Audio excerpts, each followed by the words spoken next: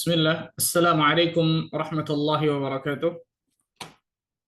Innal hamdalillah nahmaduhu wa nasta'inuhu wa nastaghfiruh wa natubu ilaih wa na'udzu billahi min shururi anfusina wa min sayyiati a'malina. Man yahdihillahu fala mudilla lahu wa man yudlil fala hadiya lahu. Asyhadu an la ilaha illallah wahdahu la syarika lahu wa asyhadu anna Muhammadan 'abduhu wa rasuluh. Salawatullahi wa salamuhu alaihi نبينا وحبيبنا محمد صلى الله عليه وعلى آله وصحبه وسلم. قال الله تعالى في كتابه الكريم: يا أيها الذين آمنوا اتقوا الله حق تقاته ولا تموتن إلا وأنتم مسلمون. أما بعد. Ikhwatul iman, rahimani wa rahimakumullah, saudara-saudariku sekalian yang semoga Allah tabaraka wa taala selalu memberikan keberkahan dalam kehidupannya. Alhamdulillah, kita bersyukur kepada Allah atas segala limpahan karunia dan nikmat yang Allah berikan kepada kita semua. Sehingga pada kesempatan yang berbahagia ini, Allah tabaraka wa ta'ala masih terus melimpahkan berbagai macam nikmat dan karunia-Nya kepada diri kita semua. Sehingga kita dapat duduk, hadir di tempat atau di kajian online kita, di kajian rutin kita yang membahas tentang kitab Al-Bahrul Ra'iq fi Zuhdi wal Raqa'iq, kitab tentang tazkiyatun nufus, kitab tentang penyucian jiwa, pembersihan hati, karya dari Syekh Dr. Ahmad Farid, hafizahullah ta'ala. Dan masih membahas tentang al-mahabbah, tentang cinta. Setelah 2 kali kita bahas masalah al-mahabbah, hari ini kita akan bahas yang ketiga, itu tentang al-asbab al-jalibah lil mahabbah. Sebab-sebab yang menjadikan seseorang mendapatkan kecintaan dari Allah Azza wa Jalla. Subhanallah. Jadi apa saja sebab-sebab yang bisa mendatangkan cinta Allah kepada kita. Nah, ini kita harus tempuh nih, ikhwan. Kita harus lakukan satu demi satu sebab-sebab ini. Karena ketika seorang muslim dan muslimah melakukan sebab-sebab ini, maka insya Allah ta'ala Allah Azza wa Jalla akan berikan berbagai macam keutamaan kepada dirinya. Dan Allah tabaraka wa ta'ala akan mencintai dirinya. Kita akan sebutkan yang disebutkan oleh Imam Ibnu Qayyim al-Jauziyah dalam kitabnya Madarijus Salikin tentang 10 sebab. Ada 10 sebab yang disebutkan oleh Ibnu Qayyim. Nanti kita akan tambah dengan yang lain. Jadi saya ambil yang pertama dari kitab Ibnu Qayyim al-Jauziyah Madarijus Salikin, 10 sebab agar mendapatkan cinta Allah. Kemudian setelah itu kita akan tambah dengan yang lain. Jadi lebih dari 10 insyaallah. Yang pertama, Al-Imam Ibnu Qayyim al-Jauziyah rahimahullah ta'ala mengatakan sebab yang pertama seseorang dicintai oleh Allah adalah disebutkan oleh beliau qiraatul Quran bitadabbur wattafahum lil ma'ani. Membaca Al-Qur'anul Karim dengan tadabbur. Membaca Al-Qur'anul Karim dengan tadabbur dan memahami maknanya. Subhanallah. Membaca Al-Qur'anul Karim dengan tadabbur dan memahami maknanya. Ini sebab yang pertama yang disebutkan oleh Al-Imam Ibnu Qayyim untuk mendatangkan cinta Allah Azza wa Jalla kepada diri kita. Kita mengetahui bersama Al-Qur'anul Karim adalah kalam Allah. Al-Qur'anul Karim adalah firman Allah Azza wa Jalla, perkataan Allah Azza wa Jalla. Dan barang siapa yang dekat kepada Al-Qur'an, bersahabat dengan Al-Qur'anul Karim, Allah tabaraka wa ta'ala otomatis akan mencintainya. Karena berarti dia cinta dengan kalam Allah. Dia suka dengan firman-firman Allah Azza wa Jalla. Nah, di sini keistimewaan Al-Qur'an, ya. Tapi ingat, Al-Qur'an ini bukan hanya ditilawahkan saja. Tapi Al-Qur'anul Karim dibaca, dihafal, ditadaburi, difahami maknanya, dipelajari, diamalkan, didakwahkan. Jadi bukan hanya dibaca tilawah, tapi nggak paham apa makna isi Al-Quran. Bukan hanya dibaca tilawahnya, tapi nggak pernah mengamalkan isi Al-Quran. Bukan hanya dibaca tilawahnya, tapi ternyata tidak pernah dipelajari dari Al-Quran tersebut. Entah itu tafsirnya dan lain sebagainya. Karena kalau membaca, dia hanya dapatkan pahala tilawah saja. Tapi dia belum tentu faham, bahkan nggak bisa faham dalam Al-Quran kalau dia tidak mempelajari, mentadaburi, memahami isi Al-Quran. Karena itu, ikhwan, ketika kita ingin dapatkan cinta Allah Azza wa Jalla, selain sering mentilawahkan Al-Quran, Selain juga banyak menghafal Al-Quran, memahami isi Al-Quran, mentadabburi isi Al-Quran, mempelajari isi Al-Quran, makna-maknanya. Nah, maka Syekh Abdul Razak ketika ditanya, Syekh, mana yang terbaik nih? Ketika kita baca banyak Al-Quran atau baca, kemudian baca juga terjemahnya, baca tafsirnya. Maka beliau mengatakan kilahuma, dua-duanya. Jadi ada waktu khusus kita khususkan untuk baca Al-Quran, walaupun sebentar, walaupun nggak banyak gitu.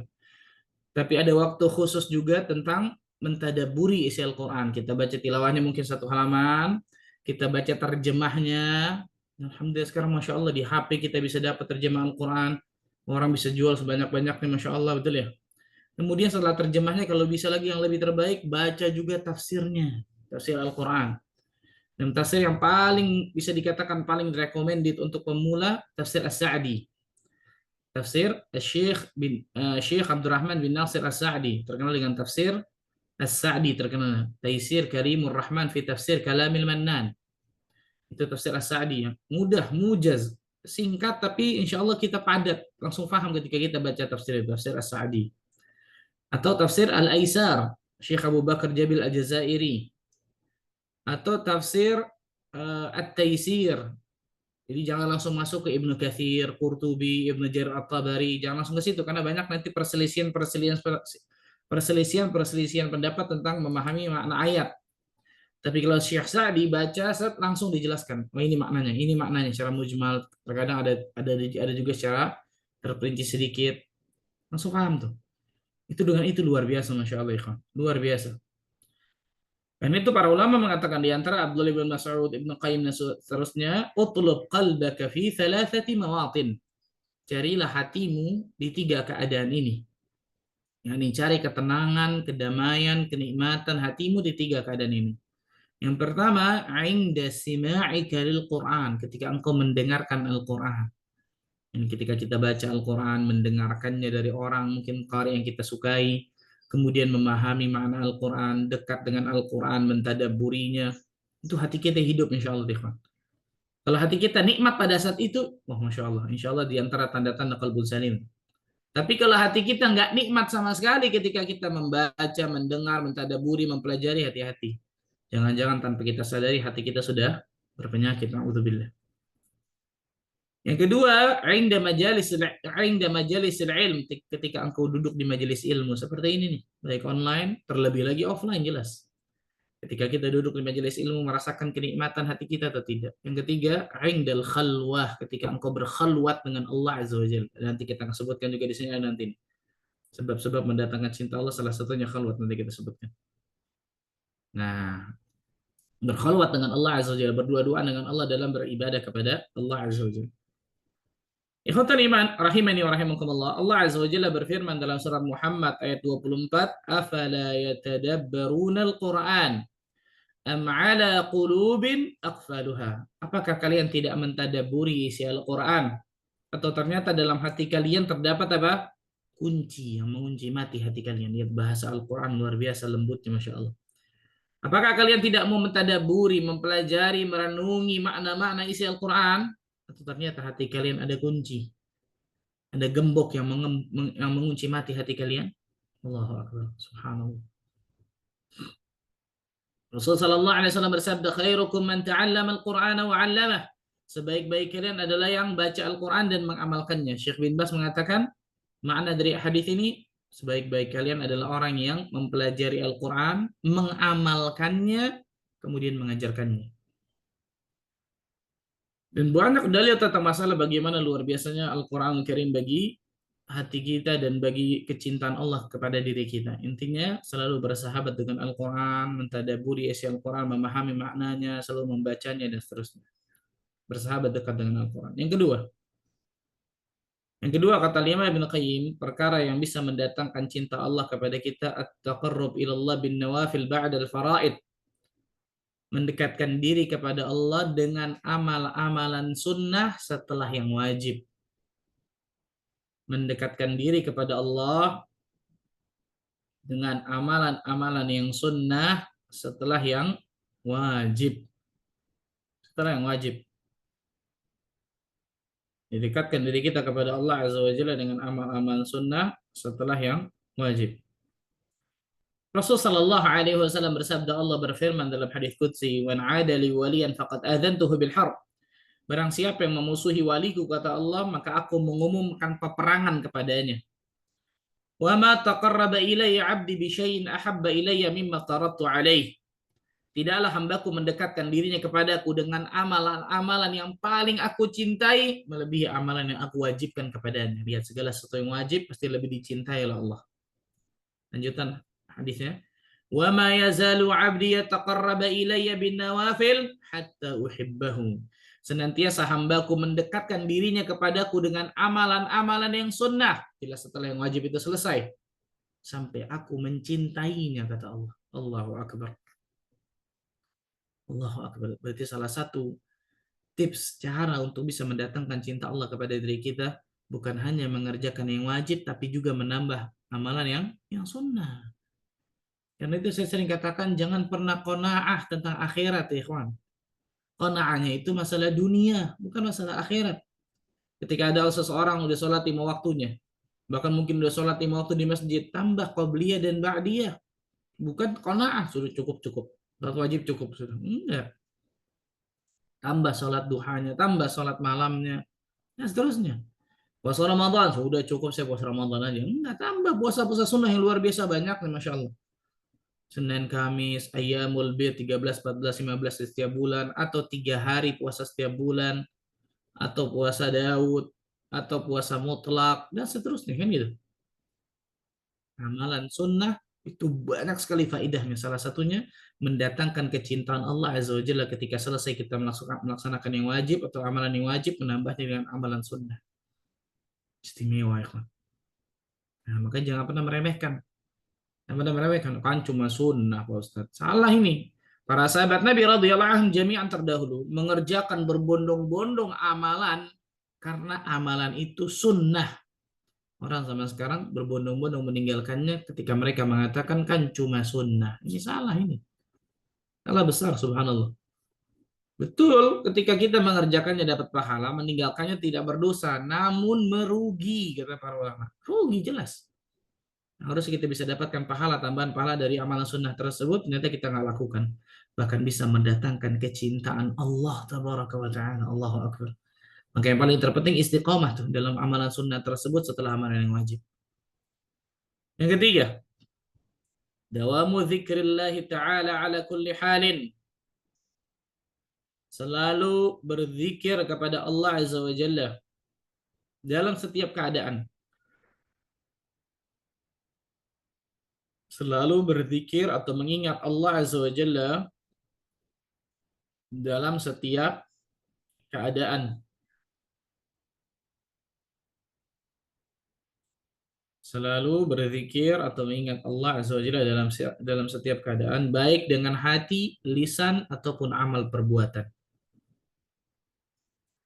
Baik dengan hati, lisan, ataupun amal perbuatan. Jadi selalu ingat kepada Allah Azza wa Jalla. Baik hati kita selalu ingat kepada Allah, lisan kita selalu berzikir kepada Allah, ingat. Amalan perbuatan kita menunjukkan kita ingat dan zikir kepada Allah. Amalannya berarti apa? Amal soleh, ketaatan, tunduk kepada Allah, patuh kepada Allah. Nah, dengan selalu mengingat Allah, selalu berzikir kepada Allah pada setiap keadaan, baik itu dengan hati, lisan, dan juga amal perbuatan, Allah Azza wa Jalla insya Allah akan mencintai hamba itu. Jelas, subhanallah. Bagaimana tidak? Ketika hamba tersebut selalu ingat kepada Allah, nggak mungkin Allah Azza wa Jalla melupakannya. Allah Azza wa Jalla berfirman di dalam surat Al-Baqarah, "Fadhkuruni adzkurkum washkuruli wa la takfurun." Ingatlah kepada aku, maka aku akan ingat kepada kalian. Subhanallah. Fadhkuruni adzkurkum. Ingatlah kepada aku, maka aku akan ingat kepada kalian. Washkuruli wa la takfurun. Dan bersyukurlah kepada aku dan jangan kalian kufur. Jangan kalian kufur. Allah berfirman itu dalam surat Al-Baqarah di ayat yang ke 152. 152. Ingatlah kepada aku, sebutlah nama aku, maka aku akan ingat kepada kalian. Aku akan sebut nama kalian. Subhanallah. Allah mungkin lupa. Menunjukkan bagaimana luar biasanya zikrullah. Rasul sallallahu alaihi wasallam bersabda dalam hadis yang sahih, dan hadis ini termasuk hadis qudsi yang diriwayatkan oleh Imam Bukhari Muslim dari Abu Hurairah radhiyallahu taala anhu arda. Rasul bersabda, Allah berfirman, "Ana 'inda dhanni 'abdi bi." Aku adalah sesuai dengan prasangka hambaku kepadaku, kata Allah. Wa ana ma'ahu hina yadhkuruni, dan aku bersamanya selama dia ingat kepadaku. Allahu akbar. Allah mengatakan apa? Aku bersamanya selama dia ingat kepadaku. Selama dia zikir ingat kepadaku. Dzakarani fi nafsihi, dzakartuhu fi nafsi. Karena jika dia ingat kepadaku pada dirinya, maka aku akan ingat kepadanya pada diriku. Ajib, luar biasa ya kan. Allahu akbar. Luar biasa, Masya Allah. Lihat. Orang-orang yang selalu ingat kepada Allah Azza wa Jalla, selalu berzikir kepada Allah Azza wa Jalla. Ini pentingnya, ala bi dzikrillahi tatma'innul qulub. Dengan berzikir kepada Allah, mengingat Allah itu akan memberikan hati ketenangan, ketentraman, kenikmatan, kedamaian. Dan betul kata para ulama mengatakan zikrullahi dawa. Ingat kepada Allah itu obat. Wa zikrul makhluk da. Sedangkan mengingat makhluk itu adalah apa? Penyakit. Kita lebih sering ternyata mengingat makhluk daripada mengingat Allah Azza wa Jalla. Subhanallah. Ini disebutkan oleh para ulama tentang masalah ini. Yang keempat,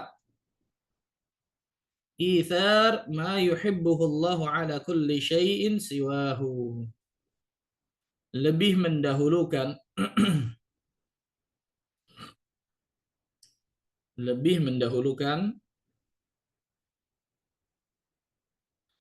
apa yang dicintai Allah, lebih mendahulukan apa yang dicintai oleh Allah daripada kecintaan pada dirinya sendiri. Daripada kecintaan pada dirinya sendiri. Inda ghalabatul hawa. Ketika dia dikuasai oleh hawa nafsunya. Nah, ketika hati kita lagi dikuasai hawa nafsu nih, ada cinta Allah, ada cinta diri kita nih. Dan ini bertentangan ternyata. Gitu. Kalau memang hati kita sedang dikuasai hawa nafsu, nggak mungkin hawa nafsu tersebut akan mengarahkan kepada cinta Allah, itu mustahil. Pasti akan selalu mengarahkan kepada cinta bagi dirinya saja. Nah, ketika hati kita sedang dikuasai oleh hawa nafsu, mana yang lebih kita dahulukan? Mendahulukan cinta segala sesuatu yang dicintai Allah, atau mendahulukan hanya memuaskan hawa nafsu kita semata? Allahu Akbar. Ini berat nih. Ini berat ya, ikhwan. Luar biasa, Masya Allah. Allah Tabaraka wa Ta'ala berfirman dalam surat At-Taubah ayat 24. Dalam surat At-Taubah ayat ke-24. Qul, katakan ya Muhammad, in kuntum in kana aba'ukum, jika bapak-bapak kalian, wa abna'ukum, dan anak-anak kalian, wa ikhwanukum, dan saudara-saudara kalian, wa azwajukum, dan istri-istri kalian, wa ashiratukum, dan keluarga kalian, wa amwalun iqtaraftumuha, dan harta kekayaan yang kalian cari di dalamnya, wa tijaratun takhshawna kasadaha, dan perdagangan yang kalian takut kerugian di dalamnya, wa masakinu tardawnaha, dan tempat tinggal yang kalian ridhai, kalian cintai. Ini 8 hal semuanya duniawi nih. 8 hal semuanya duniawi yang biasanya pasti muyul kecenderungan hati kita kepada 8 hal ini. Itu deh. Orang tua, anak, saudara, istri, keluarga, harta, perdagangan, rumah. Tapi kalau 8 hal tersebut, ahabba ilaikum, lebih kalian cintai 8 hal itu tuh, minallahi wa rasulihi wa jihadin fi sabilih, daripada Allah, Rasulnya, dan juga jihad di jalan Allah, fatarabbasu hatta ya'tiyallahu bi amrih, maka tunggulah sampai Allah Azza wa Jalla menurunkan keputusannya kepada kalian. Ini beratnya nih, kawan. Ini beratnya nih. Kalau kita lebih mencintai duniawi ketimbang ukhrawi, duniawi yang 8 hal tadi, betul ya, ketimbang ukhrawi yang 3 hal tadi, Allah, Rasulnya, jihad di jalan Allah, maka tunggulah sampai Allah menurunkan azabnya, siksanya kepada kalian di antara tafsirnya. Tatarabbasu hatta ya'ti Allahu bi amri. Allahu akbar. Allahu akbar. فلا بد من إيثار ما أحبه الله من عبده وأراده على ما يحب الله العبد ما يحب الله العبد ويريده. Maka sudah menjadi keharusan untuk selalu mendahulukan ithar dari apa-apa yang Allah cintai kepada hambanya daripada hanya menginginkan kepuasan diri kita saja. Nah, ini pentingnya nih ketika seorang yang sebenarnya sudah kita bahas, orang yang imannya sempurna itu mencintai karena Allah, membenci juga karena apa? Allah. Mencintai karena Allah. Kenapa dia cintai ini? Karena Allah mencintai ini. Kenapa dia benci ini? Karena Allah membenci ini. Wah, itu istimewa tuh, Masya Allah. Rasulullah sallallahu alaihi wasallam bersabda, "La yu'minu ahadukum hatta akuna ahabba ilaihi min walidihi wa waladihi wan nasi ajma'in." Tidak sempurna iman salah seseorang di antara kalian sampai aku dia lebih cintai daripada orang tuanya, anaknya, bahkan seluruh manusia di jagat raya ini. Itu sampai Nabi sallallahu alaihi wasallam dia dicintai. Allah dan Rasulnya benar-benar dia taruh di atas kepalanya, ikhwan. Melebihi dari semuanya. Sehingga ketika Umar bin Khattab radhiyallahu anhu mengadu kepada Nabi sallallahu alaihi wasallam, "Ya Rasulullah, la anta ahabbu ilayya min kulli syai' illa min nafsi." Engkau adalah orang yang paling aku cintai kecuali diriku. Jadi diriku dulu baru Rasul. Kata Rasul, "La ya Umar." La ya Umar. Apa itu? Sampai apa? "Walladhi nafsi biyadihi hatta akuna ahabba ilaika min nafsik." Demi zat yang jiwaku berada di tangannya, demi Allah kata Rasulullah, sampai engkau mencintai aku lebih daripada dirimu. Umar langsung pada saat itu mengatakan, fa innahul an la anta ahabbu ilayya min nafsi. Sekarang wahai Nabi sallallahu alaihi wasallam, engkau lebih aku cintai daripada diriku sendiri. Langsung diubah. Rasul mengatakan, al-ana ya Umar, sekarang wahai Umar. Maksudnya sekarang imanmu sempurna. Allahu akbar. Jadi jadikan ini memang berat ya, ini ujian. Allahu akbar. Berarti mendahulukan apapun yang Allah dan Rasulnya cintai daripada apa? Daripada hawa nafsu kita nih. Mendahulukan apapun, lebih mendahulukan kecintaan Allah daripada kecintaan diri kita sendiri. Ketika kita dikuasai oleh hawa nafsu, subhanallah. Ini berat ya. Ini ujian yang Allah berikan luar biasa, Masya Allah. Yang kelima. Dakai mengatakan yang kelima, mutala'atul qalbi li asma'il husna wa sifatihi wa masyahadatihi. Merenungi, memperhatikan, dan mengenal kebesaran nama dan sifat Allah. Keagungan nama dan sifat Allah. Jadi merenungi, memperhatikan, mengenal keagungan nama dan sifat Allah. Luar biasa nih. Dia renungi, benar-benar difikirkan dengan hatinya. Kemudian dia perhatikan, dia mengenal, dia berilmu tentang nama-nama Allah dan sifat-sifat Allah. Asma'ul husna wa sifatuhul ulia.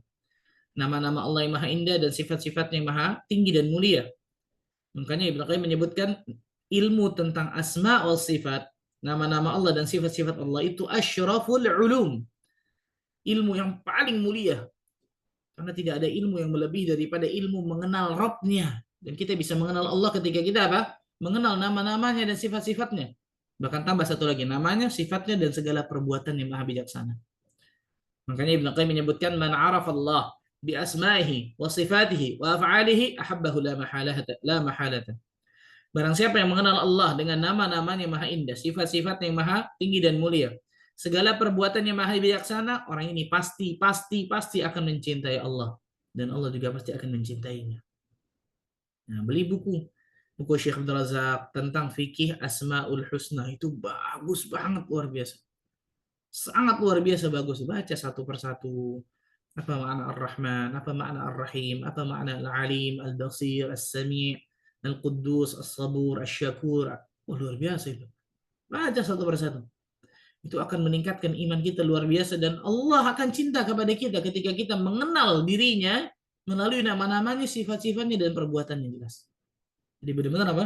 merenungi, memperhatikan, mengenal, mempelajari kebesaran dan keagungan Allah Azza wa Jalla dengan nama-nama dan sifat-sifat Allah. Bahkan tambah satu lagi, nama dan sifat dan perbuatannya, Masya Allah, yang maha bijaksana. Yang keenam, beliau mengatakan, Imam Al-Qayyim menyebutkan musyahadatu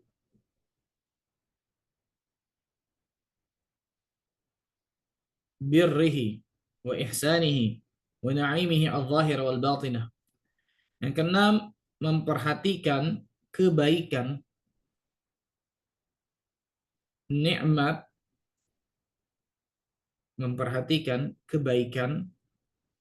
nikmat dan karunia Allah yang telah Dia berikan kepada kita. Ya Allah, benar banget ini.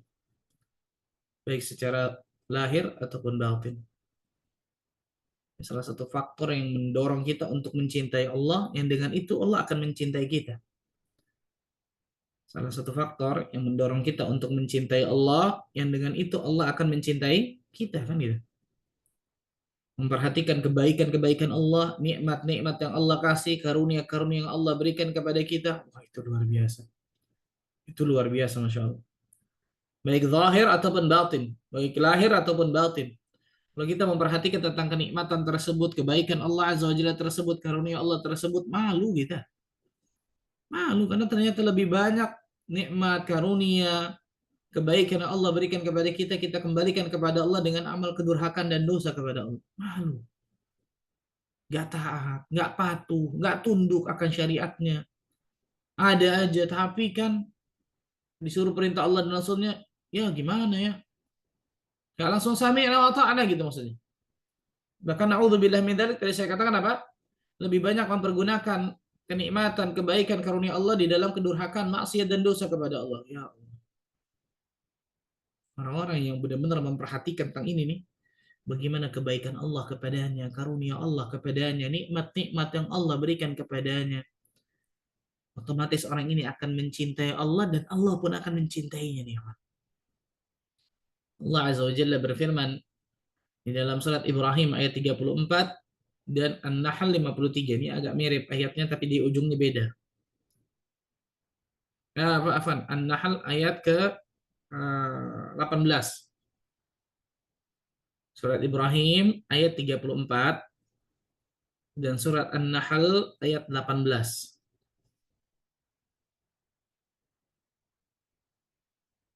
Depannya sama, ujungnya apa? Berbeda nih. Allah Azza wa Jalla berfirman, surah Ibrahim dulu ayat 34, wa in ta'uddu ni'matallah la tuhsuha. Jika engkau ingin menghitung-hitung nikmat yang Allah berikan, maka engkau tidak akan sanggup untuk dapat menghitung. Kemudian Allah katakan apa? Innal insana lazalumun kafar. Sesungguhnya manusia sangat zalim dan sangat ingkar terhadap nikmat yang Allah berikan kepadanya. Ini Ibrahim 34. An-Nahl ayat 18. Wa in ta'uddu ni'matallah la tuhsuha. Jika engkau ingin menghitung nikmat yang Allah berikan kepadamu, engkau tidak akan sanggup untuk dapat menghitungnya. Ujungnya beda nih. Apa itu? Innallaha laghafurur rahim. Sesungguhnya Allah Azza wa Jalla benar-benar Maha Pengampun dan Maha Penyayang. Allah sebutkan pakai lam di situ, lam taukid. Innallaha laghafurur rahim. Sesungguhnya Allah benar-benar Maha Pengampun, Maha Penyayang. Allahu Akbar. Karena segala kenikmatan yang Allah berikan kepada kita, ikhwan, gak mungkin kita bisa kembalikan kepada Allah dengan sempurna rasa syukur tersebut. Gak bisa, pasti ada kekurangan di sana dan sini. Maka Allah sebutkan sesungguhnya Allah benar-benar Maha Pengampun, Maha Penyayang. Disitulah kita memperbanyak istighfar dan taubat kepada Allah agar bisa menambal rasa syukur kepada Allah yang harusnya rasa syukur tersebut sempurna dan nggak bisa sempurna ternyata kita. Mau sehebat apapun rasa syukur kita kepada Allah nggak mungkin sempurna karena nikmat yang Allah kasih kepada kita jelas melebihi daripada amal ibadah yang kita persembahkan ke Allah. Allahu Akbar. Dan kenikmatan yang paling besar yang Allah berikan kepada kita apa? Ni'matul hidayah li hadzal din. Nikmat hidayah di atas agama Islam ini itu paling besar ya. Nikmat hidayah Islam. Ditambah yang kedua, nikmat hidayah di atas sunnah Nabi Shallallahu Alaihi Wasallam. Dua tuh. Nikmat yang luar biasa besar tuh. Nikmat kita bisa mendapatkan nikmat hidayah Islam ini nih, teguh di atas agama Islam dan teguh di atas sunnah Nabi Shallallahu Alaihi Wasallam, itu nikmat terbesar tuh ya. Itu nikmat terbesar. Allah Azza wa Jalla berfirman dalam surah Al-Maidah ayat ketiga, "Al-yawma akmaltu lakum dinakum wa atmamtu 'alaikum ni'mati wa raditu lakum al-Islam dinan." Hari ini kata Allah, "Al-yawm akmaltu lakum dinakum." Aku sempurnakan bagi kalian agamaku. Wa atmamtu 'alaikum ni'mati, dan aku telah sempurnakan atas kalian nikmatku kepada kalian. Wa raditu lakum al-Islam dinan, dan aku ridha Islam sebagai agama bagi kalian. Allahu Akbar. Ini yang keenam. Yang ketujuh, yang ketujuh, Al-Imam Ibnu Qayyim Al-Jauziyah menyebutkan inkisarul qalbi baina yadayhi, menghadirkan hati secara keseluruhan, menghadirkan hati, luluhnya hati secara keseluruhan tatkala melakukan ketaatan kepada Allah, menghadirkan hati secara keseluruhan tatkala melakukan ketaatan kepada Allah.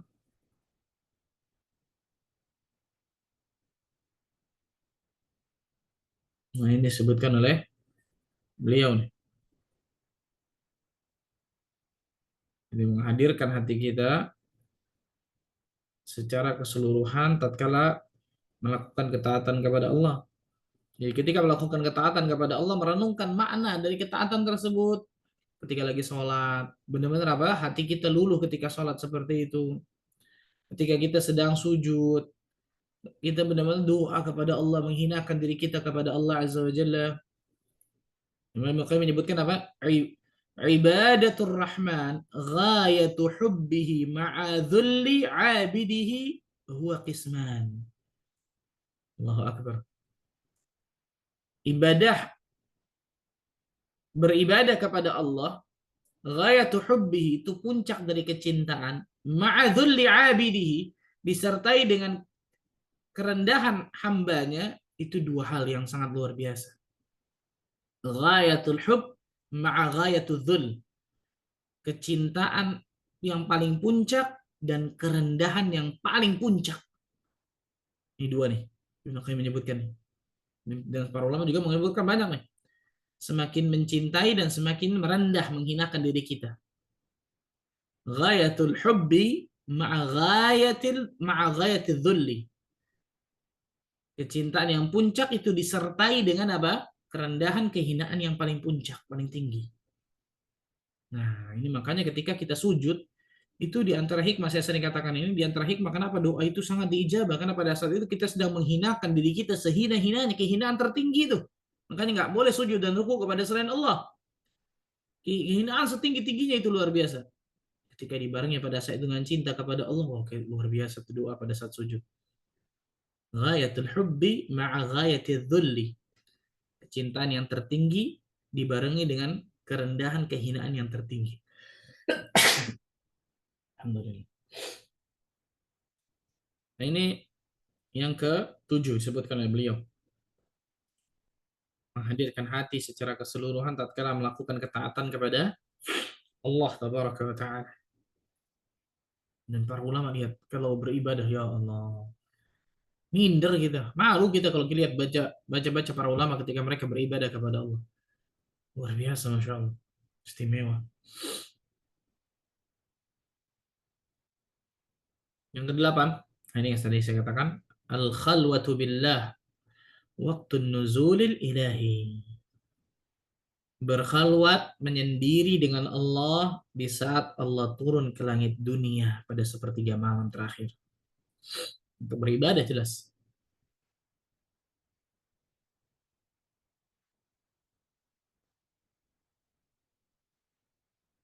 Berkhalwat atau menyendiri dengan Allah di saat Allah turun ke langit dunia pada sepertiga malam terakhir untuk beribadah dan bermunajat kepadanya.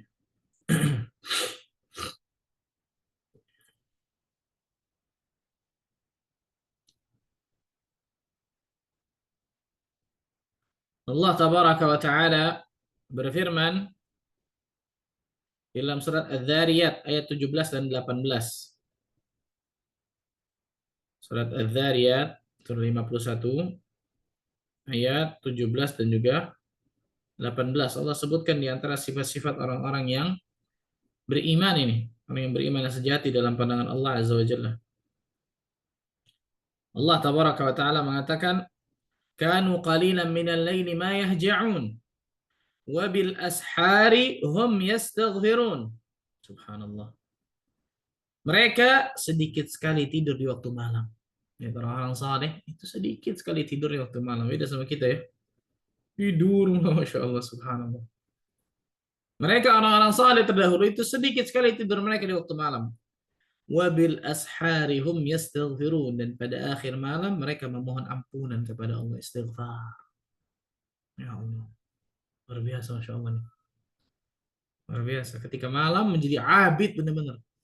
Menjadi hamba yang sangat luar biasa, Masya Allah, ketika malam.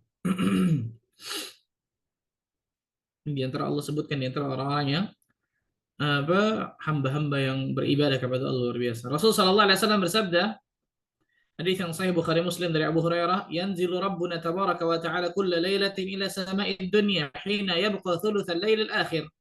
Allah azza wa jalla Rabbuna turun setiap malam ke langit dunia pada sepertiga malam terakhir. Nah, makanya paling terbaik ketika kita bangun tahajud sepertiga malam itu yang paling terbaik ketika kita beribadah. Tahajud kah itu, doa kah itu, muhasabah kah itu, kemudian istighfar kah itu, taubat kah itu, ibadah bermunajat kepada Allah pada malam tersebut. Fayaqul, kemudian Allah berfirman, man yad'uni fa astajibu lah. Barang siapa yang meminta kepada aku, berdoa kepada aku akan ijabah doa. Wa man yas'aluni fa'atiyah, barang siapa meminta kepadaku aku akan berikan apa permintaannya. Wa man yastaghfiruni fa'aghfir lah, barang siapa yang minta ampun kepadaku aku akan ampuni dosa-dosanya. Allahu akbar. Allahu akbar, subhanallah. Nah, ini diantara keistimewaan luar biasa. Allah juga berfirman dalam surat As-Sajdah ayat ke-16. Di antara ciri-ciri orang yang beriman dengan iman sejati, saleh. Tatajafa junubuhum 'anil madaji'i khawfa wa tama'a wa mimma razaqnahum yunfiqun. Lambung-lambung mereka jauh dari tempat tidur mereka. Mereka berdoa kepada Rabb mereka dengan rasa takut dan rasa harap, dan mereka menginfakkan sebagian dari rezeki yang kami berikan kepada mereka. Lambung-lambung mereka jauh. Beda sama lambung kita, Masya Allah, nempel tempat tidur luar biasa, Masya Allah, betul ya.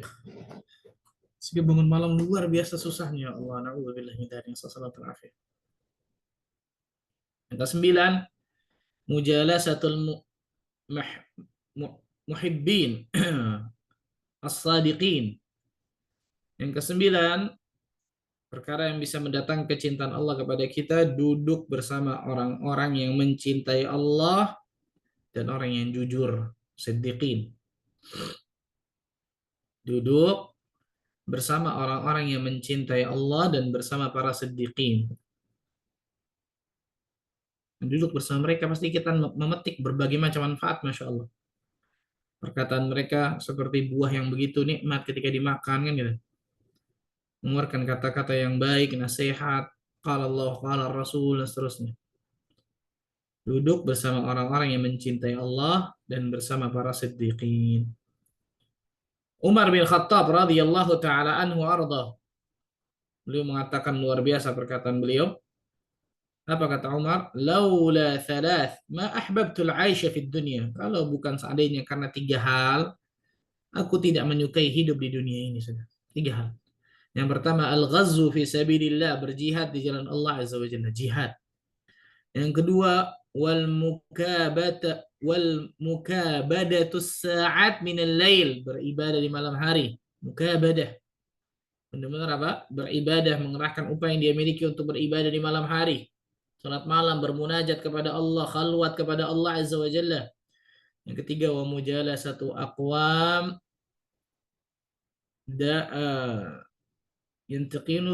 yang ketiga adalah bergaul dengan orang-orang yang baik, yang memiliki perkataan yang baik. Bergaul dengan orang-orang yang baik. Itu bergaul dengan orang-orang yang saleh, yang memilih perkataan yang baik sebagaimana orang memilih buah terbaik. Yang terakhir yang ke-10 beliau menyebutkan muba'adatu kulli sababin yahulu bainal qalbi wa bainallahi azza wa jalla, menjauhi segala sebab, menjauhi segala sebab yang dapat menghalangi antara dirinya dengan Allah, menjauhi segala sebab yang dapat menghalangi antara dirinya dengan Allah tabaraka wa taala. Jadi semua sebab yang bisa menghalangi dirinya dengan Allah azza wa jalla itu dijauhi jelas. Sebab yang paling terbesar apa? Dosa, maksiat. Dosa dan maksiat, kedurhakaan kepada Allah azza wa jalla. Kalla bal rana ala qulubihim ma kanu yaksibun. Sekali-kali tidak. Apa yang mereka lakukan, apa yang mereka perbuat itu telah mengunci mati hati mereka. Karena apa? Dosa di atas dosa. Dosa, maksiat ini paling bahaya, luar biasa. Na'udzubillah min dzalik. Menjauhi segala sebab yang dapat menghalangi antara diri dengan Allah. Di antaranya syahwat yang buruk, hawa nafsu yang buruk, hawa nafsu yang selalu diikuti. Jadi segala sebab yang bisa menghalangi dirinya dengan Allah itu benar-benar dijauhi. Ini saddu dzari'ah, preventif. Ini 10 sebab yang disebutkan oleh Imam Ibnu Qayyim dalam kitabnya Madadij Sadiqin. Nah, sekarang kita tambah. Kita tambah ya, kawan. Yang ke-11 dari yang lain. Yang ke-11 di antara perkara yang bisa mendatangkan cinta kepada Allah Azza, yang bisa mendatangkan cinta Allah kepada kita adalah al-ittiba'. Ittiba' kepada Nabi sallallahu alaihi wasallam, mutaba'ah. Mengikuti Rasul sallallahu alaihi wasallam dalam kita beribadah kepada Allah, ittiba'. Ma'ruf insyaallah ayatnya. Lalu kita bahas ayat ini panjang lebar masyaallah. Allah berfirman dalam surat Ali Imran ayat 31. Surat Ali Imran ayat 31. Qul, katakan ya Muhammad, in kuntum tuhibbunallah fattabi'uni. Jika engkau mencintai Allah, ikuti aku. Ikuti Nabi sallallahu alaihi wasallam. Iya, perhatikan, bukan ikuti adat istiadat, bukan ikuti nenek moyang, bukan ikuti kebudayaan, bukan ikuti kebanyakan manusia di atas muka bumi ini, bukan ikuti logika, bukan ikuti perasaan, bukan ikuti si fulan, si alan, si A, si B, enggak. Ikuti Nabi sallallahu alaihi wasallam. Ketika kita sudah mengikuti Nabi Shallallahu Alaihi Wasallam, apa yang akan kita dapatkan? Yuhibbukumullah wa yaghfir lakum dzunubakum. Allah akan mencintai kalian dan Allah akan mengampuni dosa-dosa kalian. Ajib. Ittiba'. Ittiba'ur Rasul Shallallahu Alaihi Wasallam itu manfaatnya luar biasa banyaknya, ya. Orang-orang yang mengikuti Nabi Shallallahu Alaihi Wasallam, Allah Azza wa Jalla akan berikan luar biasa buah yang sangat indah. Mahabbatullah, cintanya Allah akan Allah berikan kepadanya ketika dia ittiba kepada Nabi SAW. Maka pegang tuh, pegang sunnah Nabi, ajaran Nabi SAW, seberat apapun, sepanas apapun bara itu tuh mungkin tangan kita. Nah, sebagian orang, maka bahkan mungkin banyak orang ketika menjalankan sunnah Nabi berat, panas, betul ya? Apa kata Nabi SAW? Sayati ala nasi zamanun al-qabidu ala dinihi kal-qabidi ala al-jamr. Pasti akan datang satu zaman di mana ketika manusia memegang agamanya sama seperti memegang bara api, panas, gharib, ghuraba, asing. Kok begini sih? Ajaran dari mana nih? Sesat ya? Dan seterusnya. Padahal ajaran Nabi SAW luar biasa itu. Alhamdulillah. Ittiba'. Itu satu perkara yang sangat mendatangkan kecintaan Allah yang sangat luar biasa, Masya Allah. Itu disebutkan oleh para ulama saat ini. Kemudian yang ke-12, takwa. Takwa kepada Allah tabaraka wa taala itu pasti akan mendatangkan cinta Allah kepada orang tersebut. Rasul sallallahu alaihi wasallam bersabda, "Innallaha yuhibbul 'abda at-taqiyyal ghaniyyal khafiyyah." Sesungguhnya Allah azza wa jalla mencintai seorang hamba yang bertakwa, at-taqi. Al-ghani yang kaya hatinya, al-khafi dan sering menyembunyikan amal salehnya tersembunyi. Allah cinta, bayangkan. Allah cinta kepada hamba yang bertakwa, yang kaya hatinya, selalu qanaah akan pemberian Allah masalah dunia, dan selalu apa? Sir atau khafi, tersembunyi ketika melakukan amal saleh. Ikhlas berarti maksudnya. Dia tidak ingin menunjukkan amal salehnya karena riya dan seterusnya, enggak. Ya takwa kepada Allah azza wa jalla, istimewa masyaallah. Takwa kepada Allah tabaraka wa taala. Allah Azza wa Jalla juga berfirman, Innallaha yuhibbul muttaqin. Sesungguhnya Allah Azza wa Jalla mencintai orang-orang yang bertakwa. Salah satunya Allah Azza wa Jalla berfirman di dalam surat Ali Imran ayat ke-76. Surat Ali Imran ayat 76. Bala man awfa bi'ahdihi wattaqa fa innallaha yuhibbul muttaqin. Sesungguhnya barang siapa yang menepati janji dan bertakwa, maka sungguh Allah akan mencintai orang-orang yang bertakwa. Nah, fa innallaha yuhibbul muttaqin. Ajib, masyaallah. Dan masih banyak ayat-ayat masalah tersebut. Yang ke-13, yang takwa yang jelas panjang lebar, masya Allah. Orang-orang yang bertakwa kepada Allah, Allah akan berikan berbagai macam keutamaan kepadanya. Di antara cinta Allah pasti akan sampai kepadanya. Tapi itu takwa mengerjakan perintah Allah Azza wa Jalla, menjauhi larangan Allah Azza wa Jalla. Yang ke-13, as-sabr, sabar. Sabar. Sebab yang besar luar biasa untuk mendatangkan kecintaan Allah kepada kita. Sabar. Dan sabar ini ada 3. Sebagaimana saya sudah kita sampaikan pembelajaran masalah sabar, betul ya? Yang pertama, sabar di atas ketaatan kepada Allah. Yang kedua, sabar menjauhi maksiat dan dosa. Yang ketiga, sabar ketika mendapatkan cobaan, ujian, musibah yang tidak kita senangi. 3 nih. Cuma 1, 3. Sabar ketika menjalankan ketaatan kepada Allah. Sabar ketika sholat, ketika puasa, zakat, haji, umrah, jihad. Sabar ketika menjalankan ketaatan. Dan ini sabar paling terberat. Istiqomah berarti. Sabar dalam menjauhi maksiat dan dosa. Kalau dia nggak sabar, dia akan melakukan maksiat dan dosa semuanya itu di dunia. Na'udzubillah. Sabar. Sabar sejenak untuk dapatkan kenikmatan di surga yang abadi. Dan sabar ketika menghadapi, mendapati takdir buruk yang tidak kita senangi. Ujian, cobaan yang tidak kita senangi. Sabar. Allahu Akbar. Rasulullah sallallahu alaihi wasallam bersabda, "Wa man yatasabbar yusabbirhullah." Barang siapa yang berusaha menjadikan dirinya sabar, Allah yang akan jadikan dia sabar. Allah yang akan jadikan dia apa? Sabar. Wa ma u'ti ahadun ata'an khairan wa awsa'a min as-sabr. Dan tidak ada sesuatu yang lebih baik dan lebih luas yang diberikan kepada seorang hamba daripada kesabaran. Daripada kesabaran, istimewa, Masya Allah. Allah Azza wa Jalla juga berfirman dalam surat Ali Imran ayat terakhir, ayat 200. Surat Ali Imran ayat 200. Ya ayyuhalladzina amanu sabiru wasabiru warabitu wattaqullah. Orang-orang yang beriman, bersabarlah kalian dan ikatlah kesabaran itu, istiqamah di atas kesabaran dan berjaga-jaga di perbatasan dan bertakwa kepada Allah Subhanallah.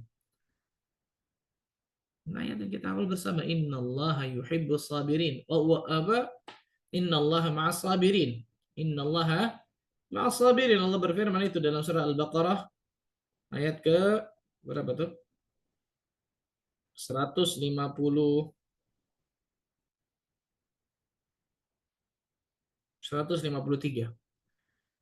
Ya ayyuhalladzina amanu ista'inu bis-sabri was-salah innallaha ma'as sabirin. Wahai orang yang beriman, minta pertolongan kalian kepada Allah dengan sabar dan salat, sesungguhnya Allah bersama orang-orang yang sabar. Sesungguhnya Allah bersama orang-orang yang sabar. Ya Allah mencintai orang-orang yang sabar. Wallahu yuhibbus sabirin juga. Dan Allah Azza wa Jalla mencintai orang-orang yang sabar dan seterusnya. Sabar. Sabar dalam 3 ini. Sabar dalam menjalankan ketaatan kepada Allah, sabar dalam menjauhi maksiat dan dosa, dan sabar di dalam takdir-takdir Allah yang tidak kita senangi. Yang ke-14, ihsan. Yang ke-14, ihsan.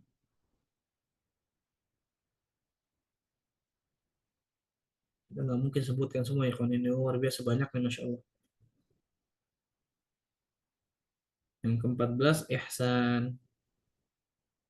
Apa itu ihsan? An ta'budallaha ka'annaka tarahu fa illam takun tarahu fa innahu yaraka. Engkau menyembah Allah seakan-akan engkau melihat Allah. Dan jika engkau tidak melihat Allah, yakinlah Allah melihatmu. Ihsan, ini derajat manusia atau tingkatan beragama seseorang yang paling tinggi itu. Islam, iman, ihsan. Orangnya muslim, mukmin, muhsin. Paling tinggi itu. Kau menyembah Allah seakan-akan kau melihat Allah. Melihat Allah maksudnya di sini ya, bukan melihat zat Allah, karena kita nggak bisa melihat zat Allah di dunia. Melihat apa? Nama-nama dan sifat-sifat Allah Azza wa Jalla. Engkau melihat Allah seakan-akan engkau menyembah Allah seakan-akan engkau melihat Allah. Itu engkau melihat nama-nama Allah, sifat-sifat Allah, perbuatan Allah. Dan jika engkau tidak melihat Allah, yakinlah Allah melihatmu. Yakin Allah melihatmu. Muraqabah tuh. Selalu merasa diawasi, selalu merasa dilihat oleh Allah Azza wa Jalla. Ihsan jelas. Karena orang yang melakukan ihsan ini pasti Allah Azza wa Jalla akan cinta kepadanya. Ihsan. Allah Azza wa Jalla berfirman, "Wa ahsinu innallaha yuhibbul muhsinin." Dalam surah Al-Baqarah, sebentar, ayat ke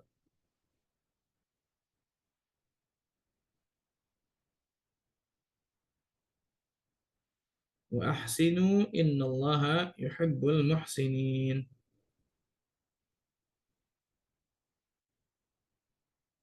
Subhanallah, mana ayat itu tadi?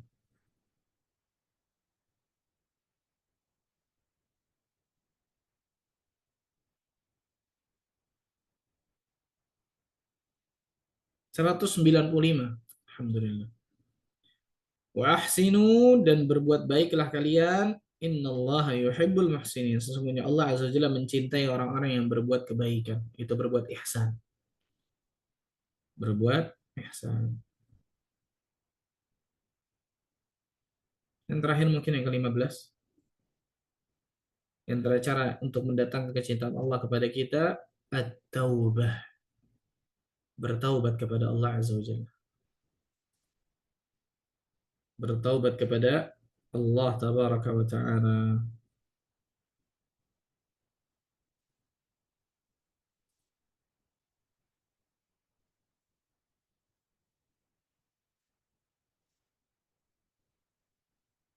Allah Azza wa Jalla berfirman di dalam surat Al-Baqarah 222. Di ujung ayat tersebut, innallaha yuhibbut tawwabin wa yuhibbul mutatahhirin. Bisa dua nih, dapat sekali dua, Masya Allah. Sesungguhnya Allah mencintai orang-orang yang bertaubat, dan Allah mencintai orang-orang yang membersihkan dirinya. Allah Azza wa Jalla cinta kepada orang-orang yang bertaubat kepada Allah, dan Allah mencintai orang-orang yang mensucikan dirinya. Baik mensucikan diri di sini kata para ulama, mensucikan diri dari jasadnya secara hissiyah, badannya, dari berbagai macam najis kan gitu ya. Dia membersihkan dirinya tuh.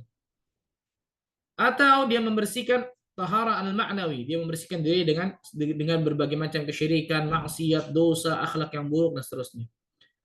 Tapi syahid dari bahasan kita dalam ayat ini dua, pada hakikatnya bisa dapat dua.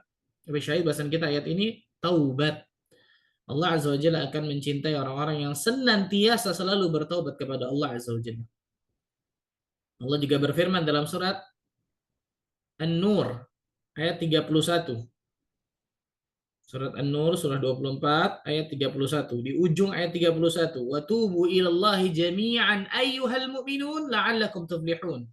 Dan bertaubatlah kalian semua hai orang-orang yang beriman agar kalian termasuk orang-orang yang beruntung, bahagia, sukses. Allahu akbar. Maka berbanyak istighfar dan taubat kepada Allah agar Allah mencintai kita ya. Ini mungkin 15. Dan masih banyak tadi kan, nggak mungkin disebutkan satu persatu. Masya Allah, ternyata banyak amalan-amalan, hal-hal yang bisa mendatangkan kecintaan Allah Azza wa Jalla kepada diri kita semua. Semoga Allah Azza wa Jalla jadikan diri kita termasuk golongan hamba-hamba Allah yang selalu kita mencintai Allah dan Allah mencintai kita semua. Allahumma amin. Silakan mungkin kalau ada yang mau bertanya. Kami persilahkan yang ingin bertanya bisa raise hand langsung atau dituliskan di room chat.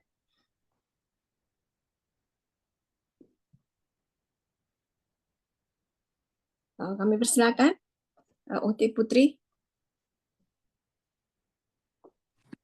Assalamualaikum warahmatullahi wabarakatuh.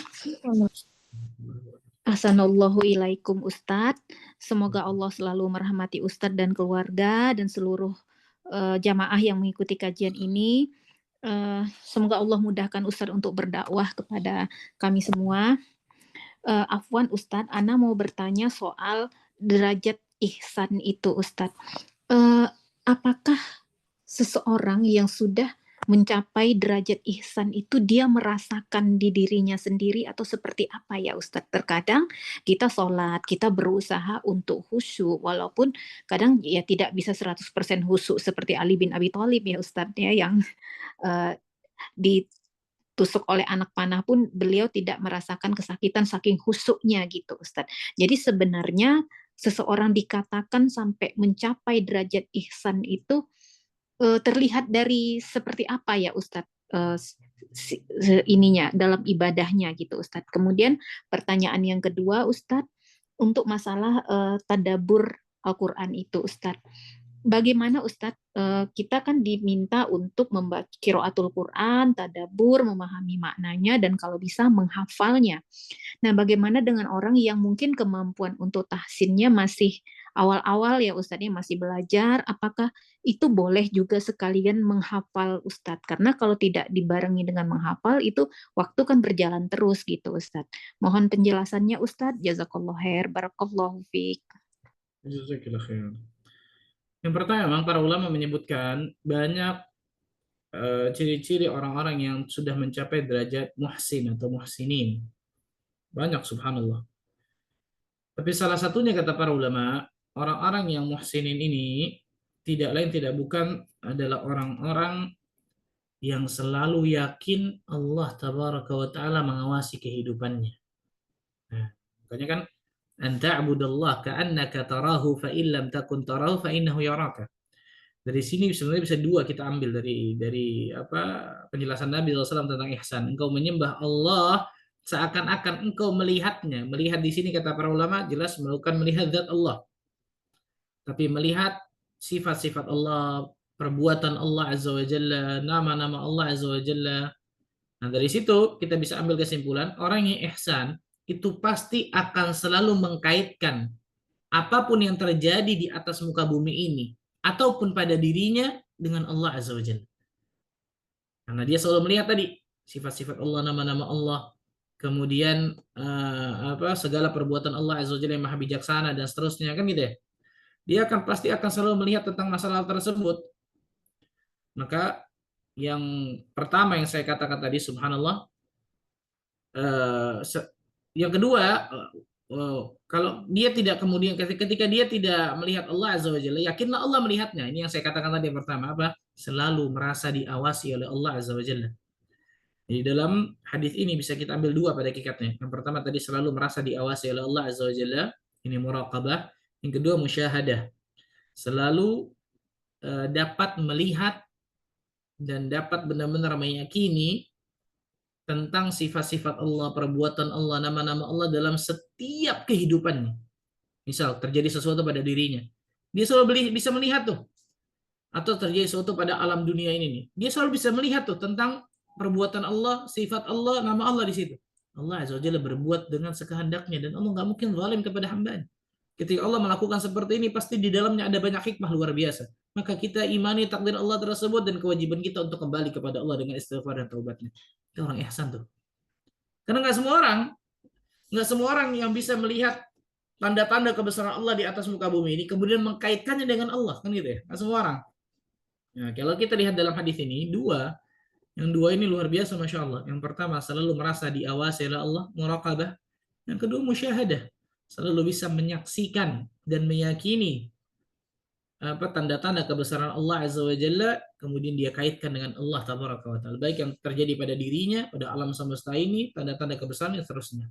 Maka Nabi SAW menyebutkan tafakkaru fi alaillah wa la tafakkaru fillahi Azza wa Jalla. Jangan engkau memikirkan tentang zat Allah, tapi pikirkanlah tentang apa? Tentang tanda-tanda kebesaran Allah Azza wa Jalla. Nah, itu mungkin dua hal dari sekalian banyak masalah ihsan. Yang kedua, bagi orang-orang yang baru belajar tahsin, baru belajar membaca Al-Quran dan seterusnya, apakah kemudian dia boleh, kalau mentadaburi jelas boleh, tinggal baca, betul ya, baca terjemah, baca tafsir dan seterusnya, apalagi belajar tafsir dengan ustadz, itu lebih zen. Apakah dia boleh menghafal dan seterusnya? Boleh, tapi harus bertalaki dengan guru. Nggak boleh tiba-tiba dia baca di rumah, karena bisa jadi salah bacaannya kalau dia baca di rumah. Sedangkan kalau dia menghafal sesuatu yang salah, repot lagi nanti ngubah itu.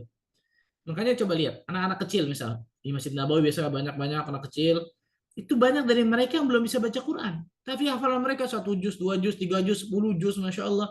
Dengan apa? Talaqi, bertalaqi dengan gurunya. Gurunya ngomong, A'udzu billahi minasyaitonir rajim. Diulangi sama muridnya tersebut. Alif lam mim, diulangi sama muridnya. Talaqi. Jadi berguru dengan guru. Nah ini boleh kalau seperti ini. Boleh seperti ini. Jadi dia belajar tahsin juga sama ustadznya. Kemudian ustadz saya juga mau setoran dong. Nah sebelum apa kita ini talaki sama gurunya. Sampai guru tersebut mengatakan, nah, boleh hafalkan silakan. Jadi gurunya ngomong seperti itu, kita juga lihat mushaf kan gitu ya. Oh ternyata bacanya gini nih. Oh gini nih, gini nih. Sehingga nanti bisa kita ulang. Kalau kita lupa mungkin kita bisa setel nanti, betul ya? Kita bisa setel dari qiraat-qiraat, bacaan-bacaan para qari yang kita bisa dengarkan itu. Boleh pada hakikatnya, tapi jangan kita baca sendiri. Kalau baca sendiri takutnya ketika kita baca dan kita hafal salah cara bacanya. Sehingga untuk merubahnya lagi susah lagi nanti tuh. Wallahu taala bishawab. Afwan Ustadz, terkait untuk masalah derajat muhsinin tadi Ustadz, apakah itu mungkin dicapai oleh kita umat di akhir zaman ini Ustadz? Tidak ada yang tidak mungkin, subhanallah. Siapapun. Dari setiap zaman pasti ada orang-orang yang bertakwa kepada Allah. Pasti ada orang-orang yang muhsinin. Pasti ada orang-orang yang takwanya jujur kepada Allah. Sampai akhir zaman. Sampai nanti Allah Azza wa Jalla hancurkan dunia ini, tidaklah tersisa kecuali orang-orang yang buruk, syirarul khalq. Orang-orang yang buruk. Itu nggak ada lagi lah itu nanti di akhir zaman tuh. Karena orang-orang yang beriman akan mati semua ketika Allah kirim angin yang lembut mewafatkan semua orang yang beriman. Nah, sebelum itu terjadi, pasti akan ada orang-orang yang bertakwa, yang ihsan, yang mukmin, yang sejati dalam pandangan Allah, pasti akan ada. Nah, tinggal kewajiban kita, apakah kita termasuk di dalamnya atau tidak. Mengusahakan dari kita, semoga kita termasuk golongan hamba-hamba Allah yang bertakwa dan muhsinin dengan benar di hadapan Allah Azza wa Jalla, dalam pandangan Allah. Allah a'lam bishawab. Amin ya rabbal alamin. Jazakallah khair Ustadz, barakallahu fiik. Assalamualaikum warahmatullahi wabarakatuh. Waalaikumsalam warahmatullahi wabarakatuh. Jazakillah khairan fiki barakallah. Ya, berikutnya kepada Ummu Siti Linda kami persilahkan. Assalamualaikum warahmatullahi wabarakatuh. Pak Ustadz yang dimuliakan Allah. Semoga Pak Ustadz selalu berada dalam lindungan Allah dan berada dalam keadaan sehat walafiat. Amin. Pak Ustadz, Afwan mau izin bertanya 2 pertanyaan Pak Ustadz ya kalau boleh. Yang pertama Ana mau bertanya apakah ketaatan kepada Allah itu apakah mungkin juga maksudnya berjalan bersamaan dengan maksiat, misalnya kan manusia kan selalu penuh dosa ya Pak Ustadz, maksudnya akan selalu bermaksiat gitu ya kepada Allah walaupun diusahakan untuk tidak bermaksiat, tapi kan hawa nafsu kadang-kadang kan menguasai manusia ya Pak Ustadz. Nah itu apakah mungkin ketaatan itu berjalan bersamaan dengan maksiatnya itu gitu, baik fulan atau fulana gitu ya Pak Ustadz. Itu yang pertama. Lalu yang kedua, apakah boleh baca Quran lompat-lompat, maksudnya dalam rangka untuk menghafal Al-Quran untuk surat-surat yang misalnya untuk surat Al-Baqarah untuk supaya dilindungi dari setan dan surat Al-Kahfi supaya dilindungi dari Dajjal gitu, apakah boleh hanya 2 surat itu yang berusaha untuk dihafalkan gitu, boleh atau tidak Pak Ustadz? Demikian pertanyaan Ana. Jazakallah khairan katsiran. Assalamualaikum warahmatullahi wabarakatuh. Seorang yang bertakwa bukan berarti tidak pernah melakukan dosa dan kesalahan. Perhatikan baik-baik. Seorang yang bertakwa bukan berarti dia tidak pernah melakukan dosa dan kesalahan. Karena nikmat, ujian, dosa, ini 3 hal yang pasti manusia itu lewati di atas muka bumi ini. Dia pasti dapatkan nikmat, dia pasti diuji, dan dia pasti berbuat dosa dan kesalahan. Itu manusia, ini 3 hal ini pasti nih. Tapi bagaimana sikapnya ketika dia dapatkan 3 hal ini, lewati 3 hal ini? Bagaimana ketika Allah berikan nikmat kepadanya, dia bersyukur atau tidak? Kalau bersyukur, bahagia dia. Selamat tuh, Masya Allah. Ketika Allah berikan ujian, cobaan, musibah, sabar atau tidak dengan ujian tersebut? Atau ternyata ngedumel, benci dengan takdir Allah tersebut, nggak sabar? Kalau dia sabar, selamat dia. Kalau nggak sabar, nggak selamat dia. Ketika dia berbuat maksiat dan dosa, dia istighfar dan taubat atau tidak? Atau melanjutkan dengan maksiat selanjutnya, dosa selanjutnya, nggak kembali kepada Allah. Jadi bukan berarti orang yang bertakwa nggak bisa apa? Melakukan dosa dan kesalahan. Perhatikan, ini yang pertama. Bahkan Allah Azza wa Jalla sebutkan dalam Al-Quran itu. Salah satu ciri orang yang bertakwa dalam surah Ali Imran ayat 133 sampai 135 atau 136, salah satunya walladzina, dalam surah Ali Imran ayat 135-nya, walladzina idza fa'alu fahishatan aw zalamu anfusahum dzakarallah. Dan orang-orang yang ketika dia berbuat kezaliman atau menzalimi diri sendiri, fahisyah, keburukan, kekejian, atau menzalimi diri sendiri, itu berbuat maksiat, dosa, baik itu kecil atau besar, dzakarallah, dia ingat kepada Allah. Fastaghfaru li dzunubihim, kemudian mereka beristighfar akan dosa-dosa mereka. Wa may yaghfiru dzunuba illallah, karena mereka tahu tidak ada yang bisa mengampuni dosa kecuali Allah. Wa lam yusirru ala ma fa'alu wa hum ya'lamun, dan mereka tidak terus-menerus dalam perbuatan dosa itu sedangkan mereka mengetahui. Lihat, berhenti. Tahu, nggak boleh ini dosa nih, ternyata astagfirullah. Berhenti, langsung. Apalagi diingatkan oleh manusia, misal diingatkan sama orang, nggak boleh ternyata dosa, dan seterusnya. Berhenti pada saat itu, dinasehati oleh orang, ya saya tahu nggak boleh. Ya, tinggalkan itu dosa, nggak boleh. Berhenti pada saat itu, kan gitu. Menyesal, berhenti, meninggalkan dosa tersebut, berazam, bertekad kuat untuk tidak mengulangi dosa tersebut, memperbanyak istighfar, menggantinya dengan memperbanyak amal saleh, jalankan syuruh-syuruh taubat, kan gitu. Kullu bani Adam khata'un, setiap anak Adam pasti selalu melakukan dosa dan kesalahan. Wa khairul khata'ina tawwabun, dan sebaik-baik orang yang selalu senantiasa melakukan dosa dan kesalahan, dia selalu bertaubat kepada Allah Azza wa Jalla. Jadi bukan berarti orang bertakwa nggak bisa melakukan dosa dan kesalahan, tapi sikapnya benar ketika dia melakukan dosa dan kesalahan, istighfar dan taubat kembali kepada Allah. Yang kedua, jangan malah menjadikan ini sebagai senjata bagi diri kita. Orang bertakwa yang melakukan dosa, kita juga nggak apa-apalah. Salah ini. Yang harusnya dia pikirkan bagaimana agar dirinya benar-benar terjauhkan dari dosa dan maksiat. Ketika dia terjerumus, misal syaitan membisikkan diri untuk bisa terjerumus dalam dosa dan maksiat, bagaimana caranya kembali lagi kepada Allah dengan istighfar dan taubatnya kepada Allah. Dan itu mungkin. Itu mungkin semua. Nggak mungkin Allah Azza wa Jalla memberikan syariat yang kita nggak bisa jalankan itu. Nggak mungkin. La yukallifullahu nafsan illa wus'aha, subhanallah. Ini itu sangat bisa, Masya Allah. Karena orang yang bertakwa bukan berarti tidak pernah melakukan dosa dan kesalahan. Karena tidak ada yang maksum kecuali Nabi dan Rasul. Kecuali Nabi dan Rasul, mereka maksum. Kemudian yang kedua, jawabannya boleh. Menghafal Al-Baqarah, dan kita kebanyakan kayak gitu, betul ya? Hafal surat ini, Juz Amma misalnya, surat ini, atau Al-Baqarah, ayat kursi doang, sama di satu ayat atau dua ayat kursi, Al-Kahfi doang awal, boleh, jawabannya boleh, Masya Allah. Hafalkan yang memang mulai dari ayat yang kita sukai, nggak apa-apa. Nggak apa-apa, itu biasanya akan lebih menambah kita untuk bersemangat, memotivasi diri kita untuk menghafal tuh.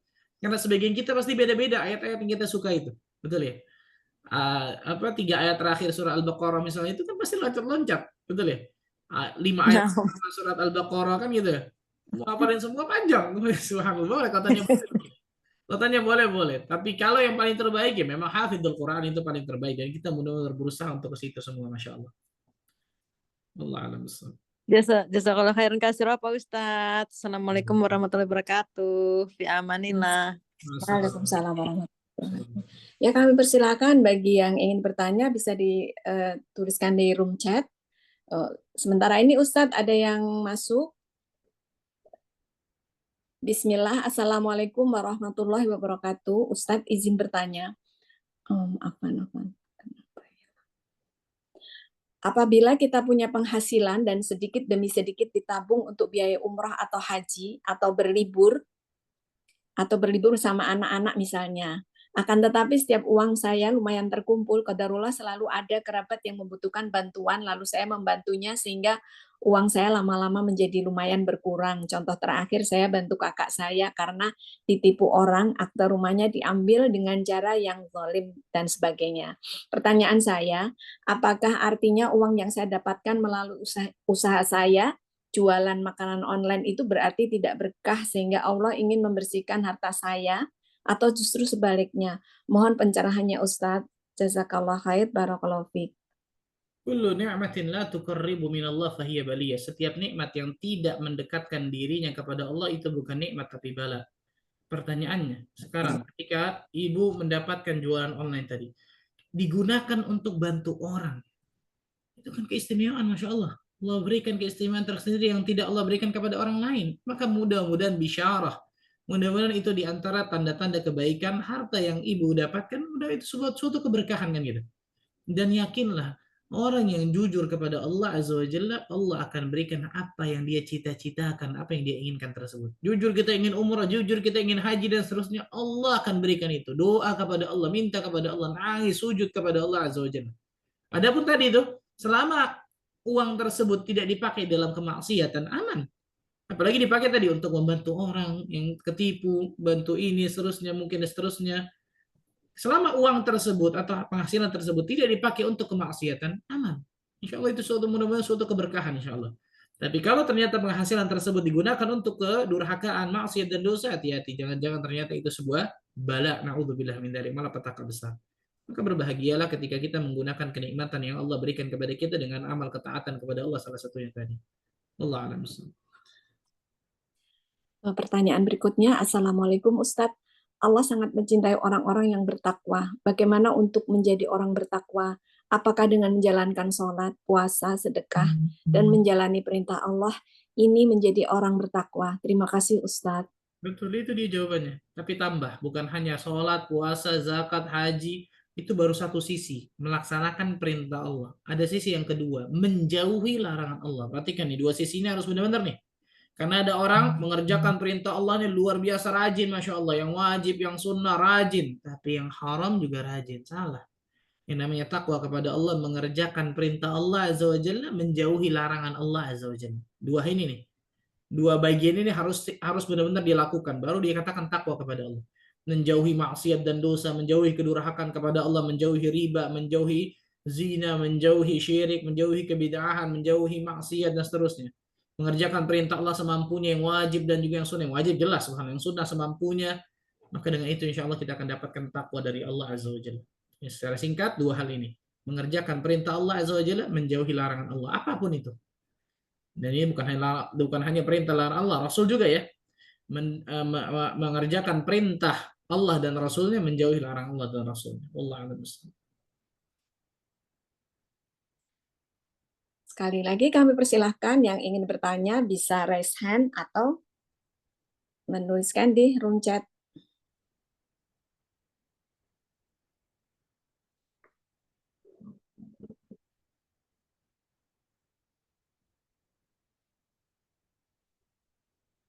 Afwan Ustadz. Ya. Ya, untuk pembahasan berikutnya kita membahas kitab apa ya Ustadz? Apa Ustadz berkenan kalau kita melanjutkan untuk ini ya Ustadz, melanjutkan Al-Aisar itu tafsir yang dulu kita bahas waktu sebelum pandemi Ustadz. Mau tafsir atau kepikir ada dua kitab Bu. Oh, tafsir malah nggak ada kepikiran. Kepikiran yang pertama kitab Al-Jami'. Jadi di dalam kitab Bulughul Maram itu ada Kitabul Jami' yang membicarakan tentang adab dan akhlak, atau yang kedua kitab Al-Kabair.